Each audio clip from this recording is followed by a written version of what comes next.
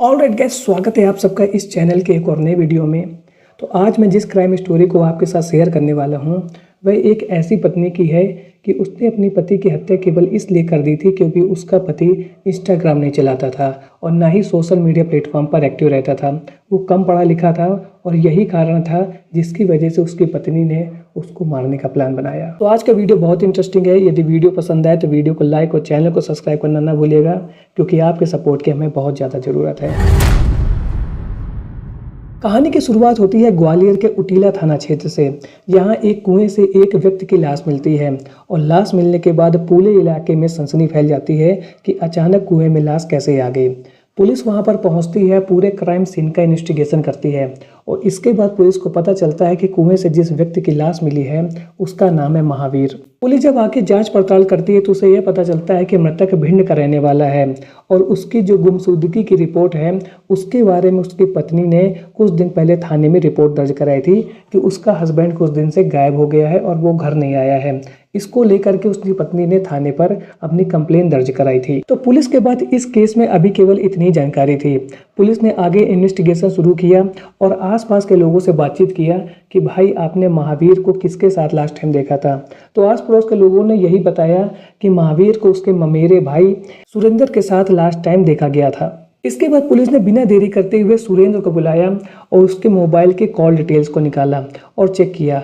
तो इसको चेक करने के बाद पुलिस को यह पता चला कि महावीर जो मृतक है उसकी पत्नी ज्योति सुरेंद्र के साथ लंबे समय तक देर रात बातचीत होती रहती थी। इसके बाद पुलिस ने अपने शक को दूर करने के लिए ज्योति के मोबाइल फ़ोन को चेक किया तो पुलिस ने यह पाया कि ज्योति ने अपने मोबाइल को फॉर्मेट कर दिया था। तो पुलिस को यह शक गहराने लगा कि भाई ऐसा क्या कारण है कि ज्योति ने अपने मोबाइल फ़ोन को फॉर्मेट कर दिया और इसके बाद पुलिस का शक सबसे ज़्यादा गहराने लगा उसकी पत्नी ज्योति के ऊपर। अब इस केस की इन्वेस्टिगेशन पुलिस कर ही रही थी। जो मेन सस्पेक्ट था सुरेंद्र, वो वहां से भाग करके अयोध्या चला जाता है और पुलिस के लिए अब उस पर शक करना बिल्कुल ही लाजमी हो जाता है कि वो भाई इस समय अयोध्या क्यों भाग करके गया। पुलिस अयोध्या में उसको ढूंढती है लेकिन वो वहां पर नहीं मिलता है। जैसे ही मामला कुछ ठंडा होता है वो वापस फिर अपने घर आ जाता है और पुलिस उसको एक बार फिर से धर लेती है और अब की बार जो पुलिस है वो प्यार से नहीं बल्कि सुताई से पूछताछ करती है और इसके बाद सुरेंद्र पूरी कहानी बताता है कि उस दिन क्या हुआ था। सुरेंद्र ने पुलिस को यह बताया कि कुछ समय पहले उसकी पत्नी की डेथ हो गई थी और जिसकी वजह से वो घर में अकेला रहता था।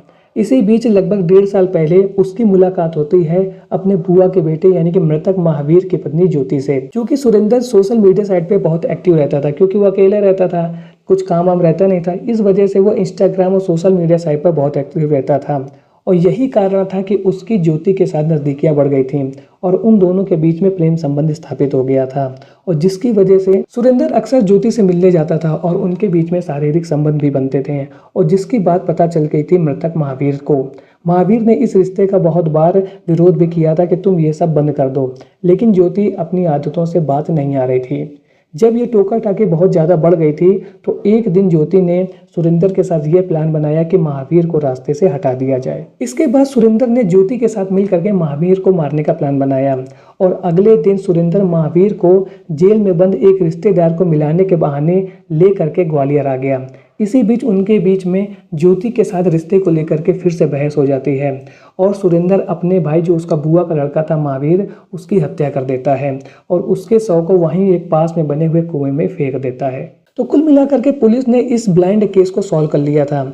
अब अपने सबूतों को पुख्ता करने के लिए पुलिस पहुंचती है ज्योति के पास और उससे पूछती है कि क्या कारण था। तो ज्योति ये बताती है कि उसको इंस्टाग्राम यानी कि सोशल मीडिया चलाने का बहुत ज़्यादा शौक है और जो सुरेंद्र था वो इस प्रकार की एक्टिविटी में बहुत ज़्यादा काम करता रहता था, यानी कि वो सोशल मीडिया साइट पर रील्स बनाता रहता था। ज्योति आगे बताती है कि उसको ऐसे पार्टनर की ज़रूरत थी जो उसके साथ सोशल मीडिया में रील बनाए, लेकिन उसका पति महावीर अनपढ़ और सीधा साधा था और वे सोशल मीडिया साइट इंस्टाग्राम इन सब पर ज़्यादा इंटरेस्ट नहीं रखता था और यही कारण था कि ज्योति के सुरेंद्र के साथ रिलेशन स्टेबलाइज हो जाते हैं और दोनों के बीच में जब अवैध संबंध हो जाता है और दोनों एक दूसरे की ज़रूरतें पूरा करने लगते हैं और जब इस बात का पता चल जाता है महावीर को तो एक दिन दोनों प्लान करते हैं और महावीर को रास्ते से हटा देते हैं। तो आज की वीडियो में आपने देखा कि कैसे एक औरत के इंस्टाग्राम के जुनून ने उसके पति को मारने के लिए मजबूर कर दिया। अब इस वीडियो को देखने के बाद जिस बात को समझने की हमें ज़रूरत है वो यही है कि यहाँ पर 3 किरदार थे, ज्योति, सुरेंद्र और महावीर। यहाँ पर सबसे बड़ी गलती किसकी थी? ज्योति की थी, क्योंकि उसने अपने पति को धोखा दिया और उसको धोखा दे करके वो एक दूसरे इंसान के पास पहुंच गई और उसने लगातार अपनी गलतियों को बढ़ाती रही, अपनी गलतियों को सुधारा नहीं और लास्ट में एक ऐसा क्राइम कर दिया जिसकी सजा उसको अब मिल रही है जेल में। तो हमें इस केस से यही समझने को मिलता है कि हमें किसी भी काम को करने से पहले एक बार उसके बारे में ज़रूर सोचना चाहिए कि हम क्या करने जा रहे हैं। यदि हम नहीं सोचेंगे तो ऐसे ही गलत काम हमसे होते रहेंगे और जिसका जो परिणाम यानी कि जो रिजल्ट होता है वो बाद में बहुत ही भयानक होता है। आज का वीडियो कैसा लगा कमेंट सेक्शन में ज़रूर बताएं। मिलता हूँ ऐसे एक और नए इंटरेस्टिंग वीडियो में, तब तक के लिए थैंक्स फॉर वॉचिंग।